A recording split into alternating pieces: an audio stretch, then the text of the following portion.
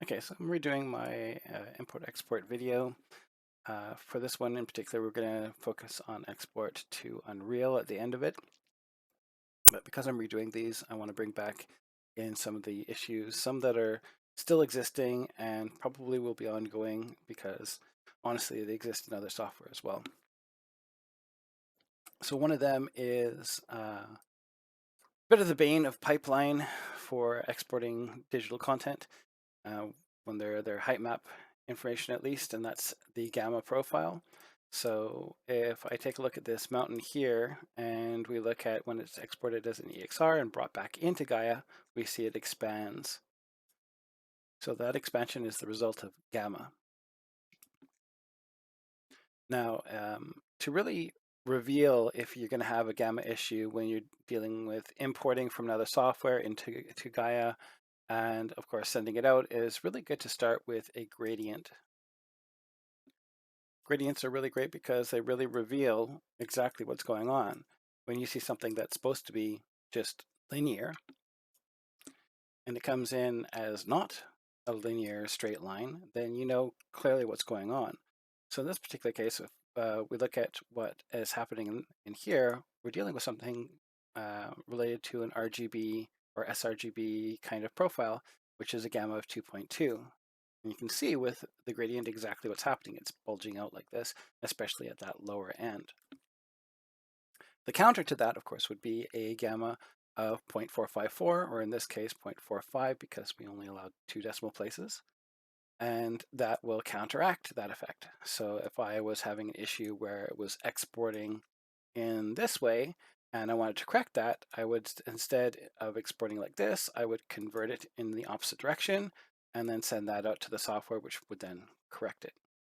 Now, the issue with doing those kinds of corrections, of course, is that sometimes you can lose or degrade some of the quality of the data.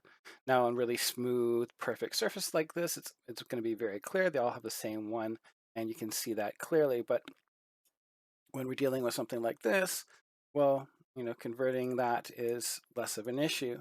We can take something like this right here, and I'm converting it back into normal. And you can see that there is some lost information at the very bottom values that are barely even there to begin with. But I don't think that's exactly the same thing. I think that's part of the export is missing some of the data. But they don't really notice banding issues, right? Loss of quality. So the more noisy and variable the terrain is, the less of concern it will be to have those kinds of issues. So moving forward from this point, when I export from Gaea, I've got a few things when they come back in. We've got this EXR, of course, gives us the curve. We've got the TIFF, which looks exactly the same coming in as it came out. And we might think, well, this is stupid then. Why would I want to use this? I don't want to, I run the risk of losing data and there's other issues. Well, that's not entirely true. If we take a look in Photoshop here, this is the EXR and this is the TIFF. Is there any difference? No, there's no difference. They're exactly the same. This is an issue with how Gaea is interpreting the data. So in particular, the TIFF stored with linear information is interpreted correctly by Gaea, whereas the EXR, even though it came from Gaea in the first place, it is correctly exported, it's just not imported the same. Now, on the other hand, something like TIFF, well, there's degradation and there's lost information, and it's not even the right kind of gamma curve. You can tell that's wrong. And even if I do like an auto level on that, it's still not quite correct. So doing a gamma correction to try and straighten it out, I ended up with, instead of 0.45, I've got 0.55. And there's still this last little bit that I can't clean up, I can't get rid of. And the amount of data loss across the whole thing already is unfortunate. So exporting a PNG, even though it's 16-bit, which normally speaking should be enough for a displacement, something's going wrong there and it's probably not ideal. However, PNG is great for exporting things like color. So I tend to export to EXR if I want to send off to Unity. So all the stuff that I am doing over in Unity, I export as an EXR, and everything's grand. If I need to export stuff that I want to reprocess again and like save on time coming through Gaea, then I'll export as a TIFF. So you need to pick the right kind of formats to use in the software that you're going with. So the list of them, of course, we have things like EXR, TIFF, TIFF16. So EXR and TIFF are 32-bit. TIFF16, of course, is 16-bit. It's lesser information. If you don't need to use it, maybe it's good to go with these guys. PNG is 16-bit in this particular case. There is a 32-bit version, but it is not supported by this. Then we have PNG8, and then we have PSD, which is 32-bit. So this is 8, 32, 32, 32, and this last one I'm not familiar with. I don't use it. Now, these things in particular are not going to fix those issues. This is a completely different situation for export. So the idea here would be if I was going to export, say, this mountain, and I want to have all the range of information, the most detail possible, it's not just exporting as an EXR or some other 32-bit format. It's also sometimes going in and making sure that you have a large range of information, so you maximize that. And so that's where those other settings are. They will do stuff like this, where they will take it and reset it from 0 to 1 instead of 0 to 0.7 or something like that, or whatever height it was before.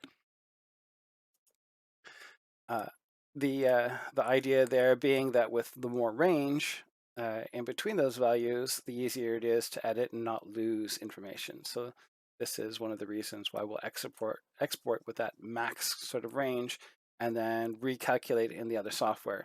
So we'll scale it down and control its height information or Z depth in the alternate software rather than worrying about it here. So we can see some of the degradation issues, the import-export options being different sort of issues. So the next thing to look at is resolution. And when I want to send off to Unreal, I'm going to use a raw format because I know it supports raw format. I also know that when I export a gradient from Gaea and back again as raw, I still get the nice perfect results, and there's no degradation or other things going on. I look at it in Photoshop, it's the same. I look at it in Unreal, and it's the same. So a raw format is ideal for me to get from Gaea to Unreal. The format of 1024, well, that's a computer-friendly number. If you've been through that process before, you know the whole thing. You know the 2, 4, 8, 16, 32, 128, 256, 512, 1024, 2048, 4096, right? The litany of powers of 2. And you get to Unreal, and then it asks for something like 1009, right? But isn't it like 1024? Shouldn't I use that? Well, outside of this do not resample thing here, the 1024 has 2 options for resampling. One is a 1025, and this deals with the idea of, if you think about a quad, so just a single polygon square, at the bottom there's 2 vertices, right? So if we're calculating everything based off the idea of vertices, well, a single quad has 2 vertices to make it up at the base anyways. Now, a length of them, say 1024 faces, is going to have 1025 vertices. And this is important because in terms of displacement, we don't displace the faces, we displace the vertices. That's what gets pushed on. So ideally what we want to do is we want to have a 1-to-1 ratio of vertices, right, the points on the surface, to the number of pixels that we have. So this is where we have to do a little bit of math. Before we get to that, I'll just point out a couple other things. This is not really going to change the look of anything. I've exported multiple formats, changed each one of these things, and import them back in. I really didn't notice much of a difference in or out. So it's there, but I think it's more important for maybe color. And the mutations is basically changing the seed. So if we take our mountains into consideration here, we have uh, mountain 1 and mountain 2, right? These are, when I did a variation of 2, I've got 2 variants. And that's all it does. It goes into these, and then it changes the seed value. And then it rebuilds and then exports. And so you don't have to do it manually. You want, 12 variations. It's going to give you 12 mountains that look very similar to each other, but all have a unique shape profile. So that's what those are. So let's explain why this happens.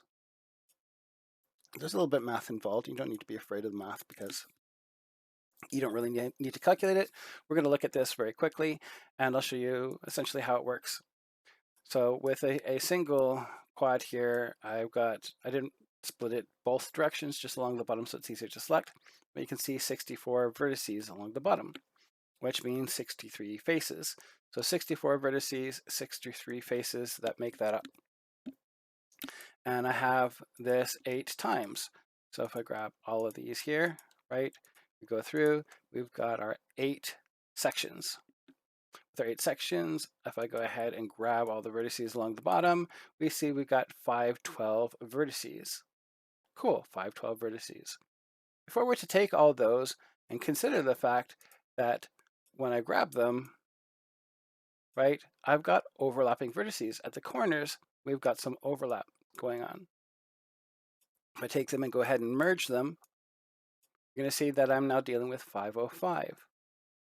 So if we look at this, we've got 64 vertices per tile.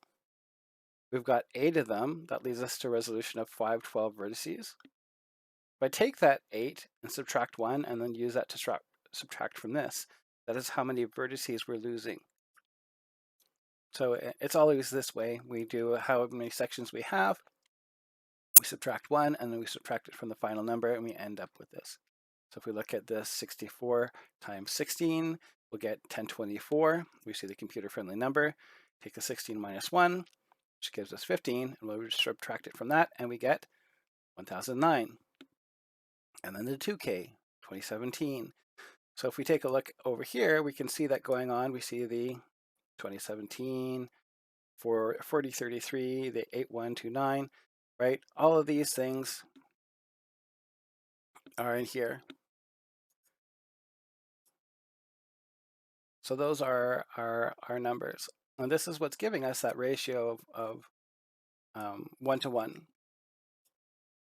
So just visually looking at this, we can see here we've got 9 points where a pixel is going to show up along here.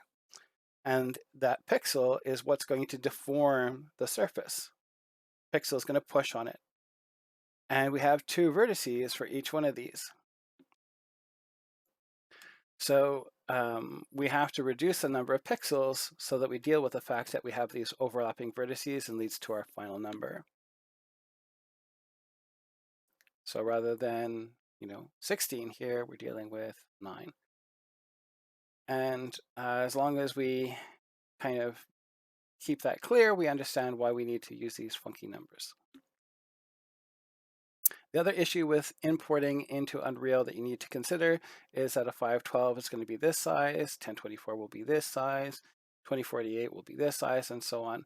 And the reason why this occurs is that it basically keeps the pixel size, I think, uniform. And so when you double the number of pixels, it doubles the amount of surface area that it covers, right? Which seems relatively reasonable, but it does create a little bit of an issue that if you decided at your 512 resolution or whatever that you exported, it doesn't look detailed enough and you want to upgrade the detail, you want to upgrade the quality, first thing you're going to do is you're going to go up 1 resolution, but now then it doubles in size.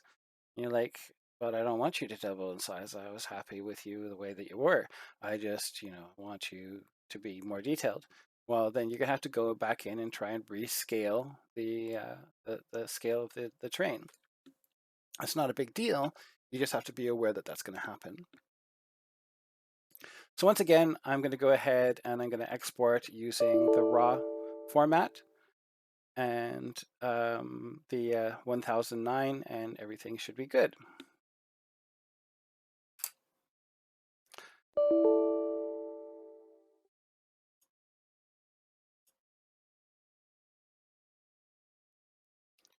And my issue there was that I was using a tablet pen with Gaea, and it doesn't like that.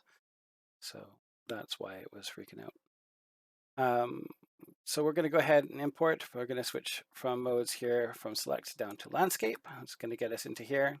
And I've already got that sort of preempted. So I've already just gone in and selected my height map. Actually, before we do that, I'm going to load my gradient like that, which is my tester, right? And so you can evaluate.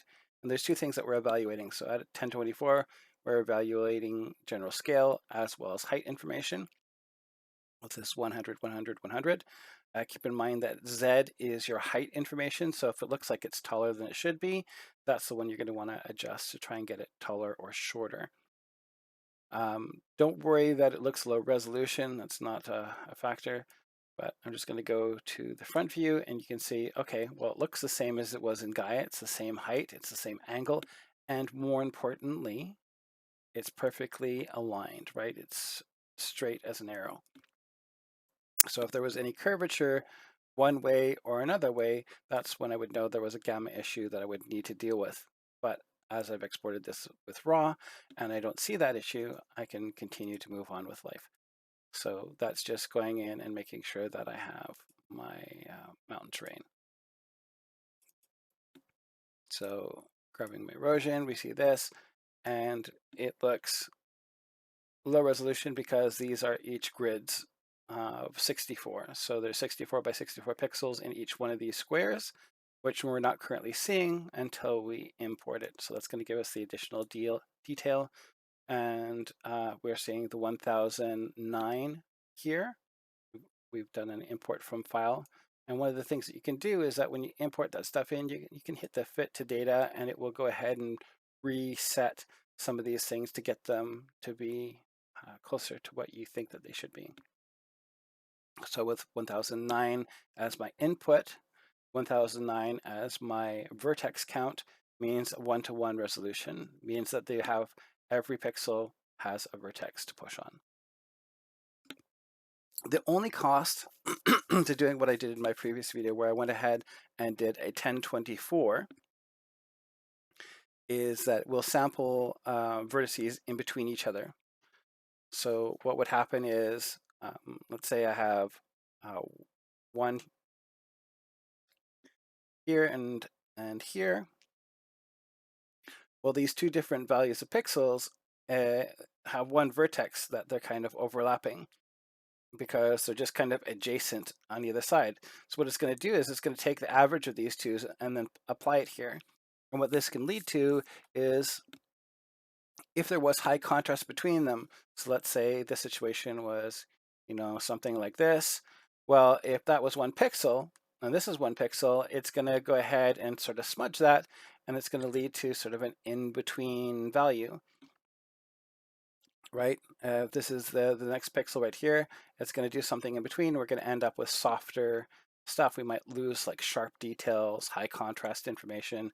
It'll just kind of melt it a little bit. So that's the only cost that you would run into if you were just going ahead and saying, you know what, I'm just going to use a 1024 script, whatever, I don't care. So that's up to you. Sometimes it can be cheaper, easier just to do. And it also means there's a few pixels that you're wasting. I mean, if you're worried about that. Okay, so that all works. I'm just going to go ahead and click the import, and everything's good. And of course, we have to do the build. And through the power of the pause button, everything is wonderful. So that's pretty much it. I'm bringing it in.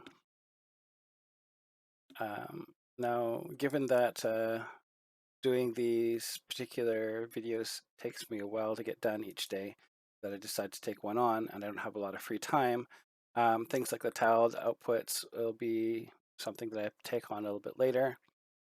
It's pretty straightforward though. You just click the button and choose, how many subdivisions you want per. So 1024 broken into 512, of course, it's going to make 4 tiles for me. And then there's the import for Unreal, which there are, a good 20 videos talking about how to do that. So if you really need to look it up in between now and then, it should be fine. You don't need me to be able to tell you how to get that done. So yeah, the next time I do a video, it's probably going to be related to something that I'm working on for my master's, because I do have to use Gaea for a little bit of that. And I'll take that opportunity, I guess, to do a video to kind of explain my process for texturing the terrain and getting some of that stuff together. So I'll see you in that one. Cheers.